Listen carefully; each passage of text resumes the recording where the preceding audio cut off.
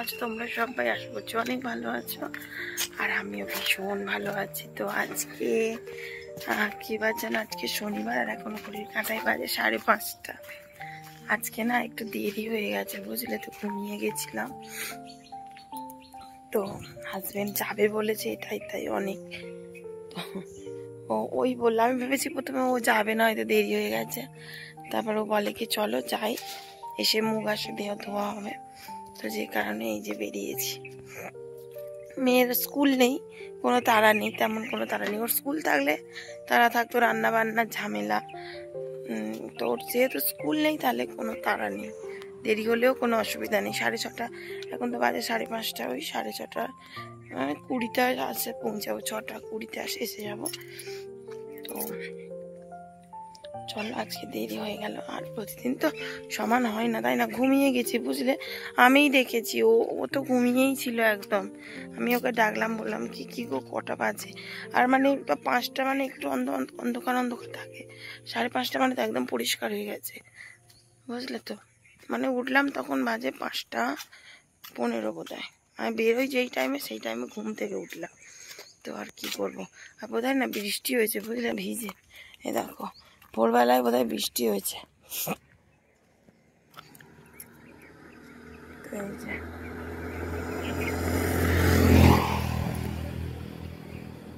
তো বন্ধুরা, এই যে সকাল থেকে একটু ব্যস্ত ছিলাম, যে কারণে না আর ভিডিওগুলো মানে ভিডিও করতে পারিনি। তো এদিকে দেখো, এই দিয়েছি আজকে হচ্ছে পনির। এই দেখো, এইখানে পনির 200-র মতো নিয়ে এসেছিল, তো সেটা ভেজে রেখে দিয়েছি। আর এইখানে এই যে ভাত হচ্ছে, আর এইখানে ওই যে ফুলকপি আলু দিয়ে করছি। দাঁড়াও দেখাচ্ছি তোমাদের। এই যে ফুটছে, দেখছো? এই যে, তো এটা ফুটছে। তারা চিমনিটা বন্ধ করে দিয়ে, আর ফার্স্ট টাইম এই যে পনির মশলা দিয়ে পনিরের তরকারি করছে। কোনোদিন মানে আমি পনির মশলা দিয়ে খাইনি, ঠিক আছে? তো আজকে হাজবেন্ড বলল কি পনির মশলা, আর এতে রয়েছে 4 মগজ, এই যে চাল মগজ দিয়ে করব, ঠিক আছে? আদা বেটেছি। আর এইখানে মেয়ের কমপ্লেন শেষ হয়ে গেছিলো, এই যে কমপ্লেন নিয়ে এসেছে, শার্ট ছিল না। আর কমপ্লেনের সঙ্গে তো এই টিফিন বক্সগুলো ফ্রি দেয়, তোমরা জানো। অনেকগুলো জমে গেছে আমার, 3টে 4টে, তো এইটা নিয়ে বোধহয় 4টে জমে গেছে বুঝলে। তো সব পরিষ্কারগুলো করে নিয়ে, বুঝলে। তো একটু ব্যস্ত ছিলাম না, যে কারণে তারপরে এই টিফিন করে নিয়েছি আজকে। মেয়েটা আবার মুড়ি খাইনি। আর এইখানে বাসনগুলো মেজে এই উপর দিয়েছি, এখনো আটা মাখিনি, অনেক কাজ রয়েছে। চলো পটপট করে আগে কাজগুলো করে নিই, বুঝলে। এটা আমার কিন্তু নতুন কিছু কাজ নয়, এটা আমার রেগুলারের কাজ। প্রত্যেক দিন কিন্তু এই যে রান্নাঘরের যে টুকিটাকি কৌটোগুলো থাকে মশলার, বিস্কিটের, তো সেগুলো কিন্তু আমি রেগুলার মোছামুছি করি। রান্নাঘরে চিমনি লাগানো আছে, তবুও কিন্তু একটা তেল চিটচিটে ভাব থাকেই প্রত্যেকটা রান্নাঘরে। যতই দামি চিমনি থাক না কেন, মানে 90% চিমনিতে টানি, কিন্তু 10% থেকেই যায় রান্নাঘরে। তো সেই 10%কে কীভাবে পরিষ্কার রাখবে বলো তো? প্রতিদিন এই কৌটোগুলো মোছামুছি। যেদিনকে করে মানে একটু ব্যস্ত থাকি সেদিন করে হয় না, তবে যেদিন করে ব্যস্ত থাকি না সেই দিন করে কিন্তু আমি প্রতিদিন, প্রায় রেগুলারই বলতে পারো। যেমন প্রতিদিন মানুষের দাঁত মাজাটা অভ্যাস, ঠিক তেমনই আমার কিন্তু প্রতিদিন ঘর দোর গুছানো, রান্নাঘর নিট অ্যান্ড ক্লিন রাখা, এটা কিন্তু আমার একটা অভ্যাস।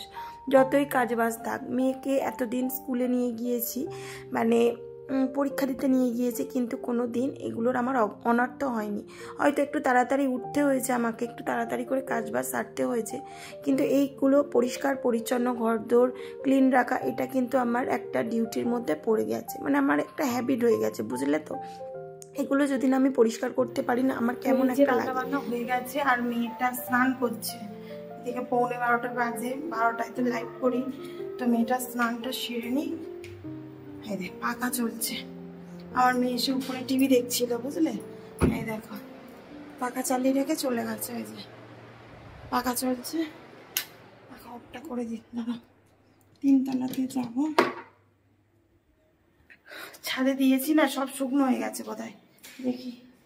মানে আজ সকাল থেকে তো বৃষ্টি হয়নি, ভালোই রোদ উঠেছে আজকে সকাল থেকে। ছাদে দিলে কি হয় বলো তো, একভাবে শুকনোটা হয়ে যায়। এই যে সব পড়ে গেছে, উপরে হাওয়া হয় তো, বেশি জামা কাপড় ছিল না বুঝলে তো। এই দেখো খুব বেশি জামা কাপড় যে ছিল তা নয়, সব তুলে সব শুকনো হয়ে গেছে। এই দেখো সব শুকিয়ে গেছে একদম বুঝলে তো।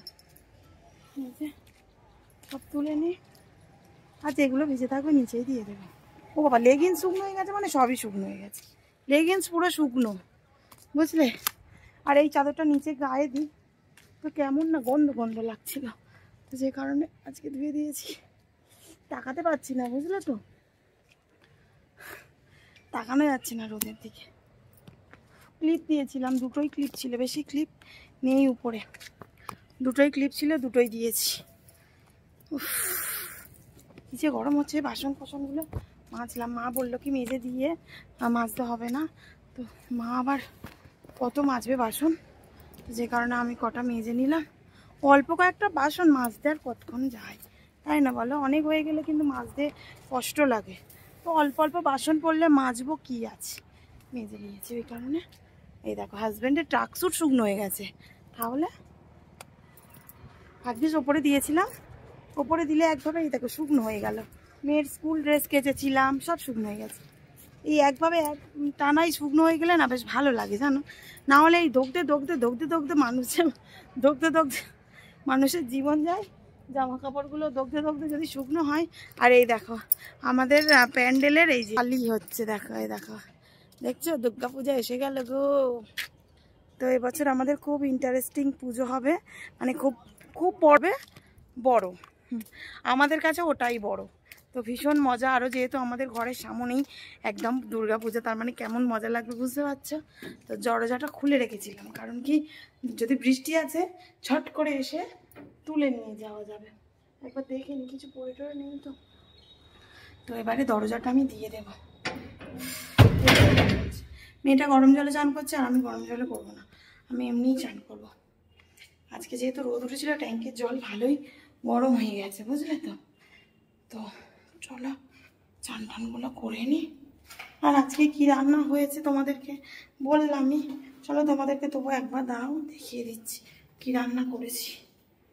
এই যে এদিকে এখনো পুজো পুজো হয়নি, দেখছো দেখো, আমি করবো না, বোন করবে বোধহয়। তো সব শুকনো হয়ে গেছে, ও ট্রাকসুট কেচেছিলাম সব একদম পুরো শুকনো হয়ে গেছে। 12টা বাজতে 10 বুঝলে, 5 মিনিটে চান করতে হবে, করছি। আর এই যে শোনাই হলো রে, চলো কি কি রান্না তোমাদের দেখিয়ে দিই। এই দেখো এখানে করেছে এই যে কি বলে ফুলকপি আলু, তারপরে পনির দিয়ে এই যে মাখা মাখা তরকারি করেছি, এই আছে। আর এখানে দেখো রুটি, আমি রুটি খাবো ছোটো ছোটো, আর এইখানে ভাত, আমার হাজব্যান্ড মেয়ে খাবে। তো তো চলো স্নানটা সেরে নিই আগে।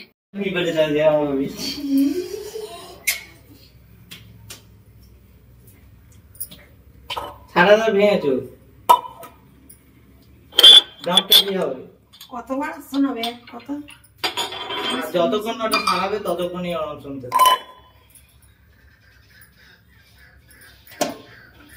তো এই যে মেয়ের জন্য এখন করছি কমপ্লেনটা নিয়ে এসো, কমপ্লেনটা নিয়ে এসো, কমপ্লেন করবো আর আমাদের জন্য করবো চা, বুঝলে তো। এটা কি আমল বাপি? কমপ্লেন না বেশি প্ল্যান। আর কারেন্ট নেই বুঝলে, যে কারণে অন্ধকার অন্ধকার লাগছে। তো দুপুরবেলার দিকে প্রচুর বৃষ্টি হচ্ছিল, দুপুরবেলার দিকে বৃষ্টি হচ্ছিল, এখন মানে বৃষ্টি আর থেমেছে।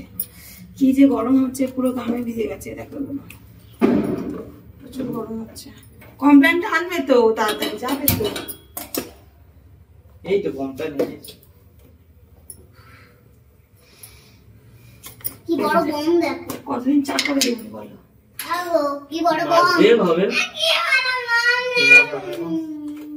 তো হাজবেন্ড আমাকে একটা কথা শোনালো, তোমরা সেটা শুনেছো? সকালে নয় দুপুরবেলা, তো আমি করছিলাম লাইভ, সেই সময় মেয়েটা খেলা করছিল। মানে হেন জিনিস নেই যে মেয়েটা নিয়ে খেলেনি, প্রত্যেকটা জিনিস ড্রেসিং টেবিল পুরো ঘেঁটে দিয়েছে, ঠিক আছে, ওর খেলনাগুলো চারিদিকে ছিটিয়ে ছিটিয়ে রেখে দিয়েছে। আচ্ছা, তারপরে মানে কি বলবো, এত অগোছালো করে রেখেছে। তারপর যে ব্যাগগুলো নিয়ে আমি বাইরে বেরোই, মানে রেগুলার বেরোই আর কি, যে ব্যাগগুলো, সেগুলো নিয়ে সব কাগজপত্র ঘেঁটেছে, আমার পার্স নিয়ে নিয়েছিল। তো এই কারণে আমি তখন কিচ্ছু বলছিলাম না, আমি শুধু ওকে একটা কথাই বলেছি, যেখানে জিনিস সেখানে যেন থাকে, কিন্তু ও রাখেনি, বুঝলে তো। আমি ভীষণ রেগে গিয়েছি, মানে কি বলবো, আমার ঘরদোর যদি অগোছালো থাকে আমার মাথা একদম গরম হয়ে যায়। তো মানে আমি ওর গায়ে হাত তুলিনি, কিন্তু ওই যে একটা ব্যাগে আমার ছাতা ছিল, সেই ব্যাগটা ছুঁড়ে ফেলে দিয়েছি, আর ব্যাগের ছাতাটা না ভেঙে গিয়েছে, মানে যে ডাবটা হয় আর কি, ছাতার যে ডাবটা, সেটা পুরো ফেটে গেছে। তো সেটাই আমি, মানে আমার হাজব্যান্ড তো মেয়েকে বকলে আমাকে কি বলবো, কেমন করে, মানে মানে মেয়ের যতটা না আমি বকি তার থেকে ডাবল বকুনি আমি খাই। তো সেটা আর ব্যতিক্রম না, সেটা সবার ক্ষেত্রেই হয় বোধহয়, আমার ক্ষেত্রে সেটা আর কোনো কিছু নয়। তো সেটাই বললো আমার এসে, মানে যতক্ষণ না কারখানায় গেছে ততক্ষণ পর্যন্ত তো আমাকে কেমন করেছে, তারপরে ওই যে এসেও আমাকে কেমন করছে। আমি ওই জন্যই বললাম কি, তুমি আর কতবার আমাকে কথাটা শোনাবে বলো। তো যে কারণে, তো যাই হোক, মানে কি বলো তো, বাবা মেয়ের একটা ভালোবাসা আলাদাই হয় বলো। তো সেই রকম, মানে কি বলবো, আমার মেয়ের পুরো প্রাণ বলতে পারো ওর বাপি, আর আমার মানে আমার হাজব্যান্ডের প্রাণ আমার মেয়ে। মানে ওর যদি কিছু একটা হয় না, পুরো পাগল হয়ে যায়। শুধু আমার হাজব্যান্ড কেন, আমাদের বাড়ির প্রত্যেকটা মানুষ, ওর যদি কিছু একটা হয় এরা পুরো পাগল হয়ে যায়, মানে আমাকে মনে হয় শুধু মারতে বাকি রাখে, বুঝলে তো, এইরকম একটা ব্যাপার। তারপরে আমার হাজব্যান্ড যখন থাকে না, তখন যদি আমি ওকে বকি, তো আমার শাশুড়ি আমি যতক্ষণ রেগে থাকবো কিছু বলবে না। যখন আমার মাথাটা ঠান্ডা হয়ে যাবে, ঠিক ওর বাপিকে বলে দেবে, জানিস এই রকম করেছে ও, জানিস তুই কিছু বল, মেয়েটাকে যা তা করবে, এইরকম করে বলবে, জানো তো। মানে কি বলবো, আমার মেয়েকে ভীষণ ভালোবাসে। তো আমার মেয়ে নতুন বাড়িতে আছে বলে আর কি, মানে এই কজনের ভালোবাসা পাচ্ছে। যদি পুরনো বাড়িতে থাকতো না, মানে আমার যার শ্বশুর, যার শাশুড়িরা, খুশাশুড়িরা সবাই রয়েছে, তো আরও যে কত ভালোবাসা পেতো। আমি সব সময় বলি, জানিস সোনাই, তুই যদি ওই বাড়িতে থাকতিস আরও কত ভালোবাসা পেতিস। কিন্তু মানে ও চলে যায়, ছুটি থাকলে ও যে এখানে থাকে তা না, ওই বাড়িতে চলে যায়। ভীষণ ভালোবাসে ওকে সবাই, জানো তো। এবারে কি বলো তো, ও যেহেতু আমার কাছে থাকে, মানে এই বাড়িতে থাকে, ওই বাড়ির মানুষদের প্রতি অতটাও টান নেই, টান হয়তো আছে কিন্তু অতটা টান নেই। কিন্তু ওই বাড়িতে যদি থাকতাম, মানে পুরনো বাড়িতে যদি থাকতাম, তাহলে আলাদাই একটা টান হতো ওদের প্রতি।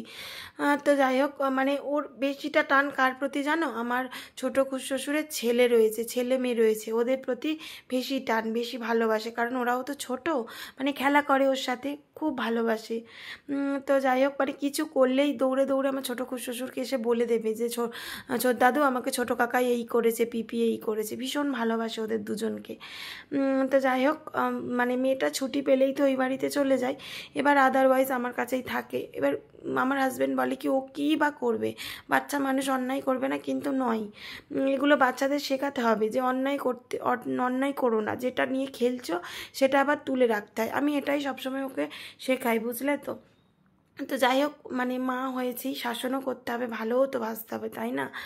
তো যাই হোক, এদিকে দেখো, মানে চা খেয়েছি বিকালবেলা, আমি বোনরা খেয়েছিল লাল চা, আর আমরা তো দুধ চা ছাড়া খেতে পারি না, সেটা তোমরা জানো।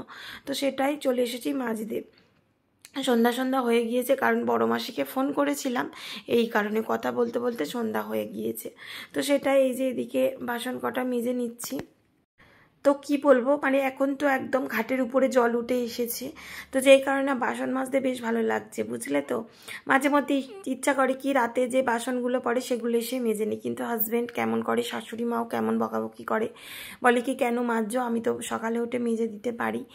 তো এরকম কেমন করে, যেহেতু মানে ঘাটের কাছে জল থাকে না, আমি বসে থাকতে পারি না, দেখতে পেলে দেখো। আর এত গরম হচ্ছে, মানে কি বলবো বাবা, চাটা পড়েছিল, দেখো চা পড়ে গেছিল, তো চাটা মানে ধুয়ে নেওয়া হয়নি, বুঝলে তো। তো যে কারণে ওই যে পড়ে রয়েছে, থাক পড়ে আছে থাক। তো এখন একটু না খাবার করবো, কারণ ওবেলা করেছিলাম পনিরের তরকারি করেছিলাম, তো সেটা আছে। তো হাজবেন্ড বলে কি, দুটো পরোটা করো, পরোটা দিয়ে খাবে, যে কারণে এখন পরোটা করবো, বুঝলে তো। আর ফ্রিজে না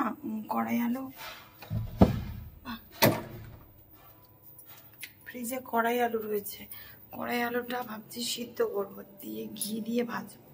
আমার খুব ভালো লাগে জানো, ওই ঘি দিয়ে কড়াই আলু ভাজা খেতে আমার খুব ভালো লাগে, তো সেটাই করবো এখন।